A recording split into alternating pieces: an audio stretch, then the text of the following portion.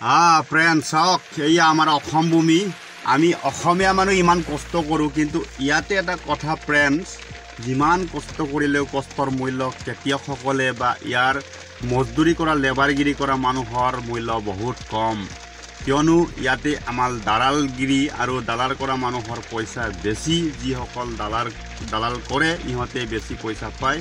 চাওক ফ্ৰেণ্ডছ, আমি ধান বহুত কষ্ট কৰি ৰুওঁ, কিন্তু ধানৰ যেতিয়া বিক্ৰী হ'ব নহয়, তেতিয়া আপুনি মূল্যটো শুনিলে আচৰিত পাব।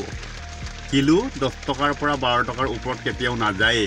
কিন্তু যেতিয়া আপুনি গুৱাহাটী মহানগৰীতে নহওক লাগে, কোনোবা এখন চহৰত যাই কিনি সৰু সুৰা আমাৰ অসমৰ যিকোনো এটা চহৰত যাই কিনি যদি আপুনি চাউল কিনে, কিন্তু 30 টকাৰ বা 35 টকাৰ তলত যিটো চাউল একদম বেকাৰ, খাবই নোৱাৰিবি আপুনি। কিন্তু 50-60 টকাৰ আমি যিকেইটা, এয়া হৈছে ধান।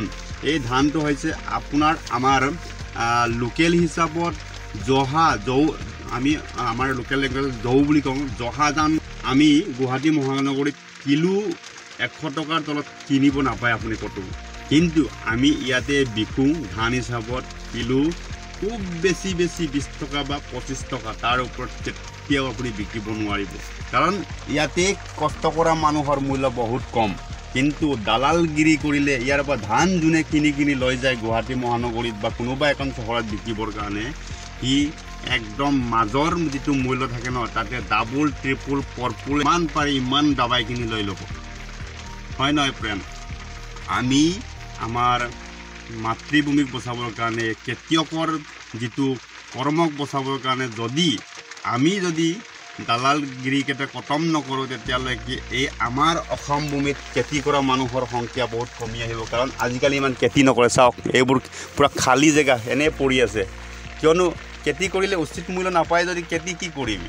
চবে দালালতে লাগিছে, কোনোবাই ঠিকাদাৰীত, কোনোবাই এনেকাই মাজৰ যিটো বিজনেছ কৰা দালালগিৰি, এইবোৰতে লাগিব ধৰিছে আজিকালি মানুহে। এইবোৰ খালী জেগা চাওক, খেতি পথাৰ নহয়। আজিকালি পূৰা পানী চানী একদম পূৰা জুতি হৈ আছে ধান ৰুবৰ কাৰণে, কিন্তু ধান ৰোৱা নহ'ব। আমাৰ মানুহকেইটা কংগ্ৰেছ জিন্দাবাদ, বিজেপি জিন্দাবাদ কৰি থাক, এই খেতিয়কৰ কাৰণে কোনেও চিন্তা নকৰিব। কিন্তু ৰাজস্থান, পাঞ্জাৱ, হাৰিয়ানাৰ পৰা চাউল লৈ কিনি ইয়াতে কিনি থাক, দৰকাৰ নাই। ময়ো নিজৰ কাৰণে খেতি কৰিছোঁ, বিকিবৰ কাৰণে দৰকাৰ নাই। এতিয়া ডাবল ট্ৰিপুল দামত কিনি থাক, আমাৰ কোনো টেনশ্যন নাই। অসমখন ডুবি যাওক ডন বৰি। বাই, ভাল লাগিলে শ্বেয়াৰ কৰিব, লাইক কৰিব, আৰু দালালগিৰিকেইটা খতম কৰিবৰ কাৰণে এই ভিডিঅ'টো শ্বেয়াৰ কৰাটো অত্যন্ত জৰুৰী ফ্ৰেণ্ডছ। Okay, bye bye.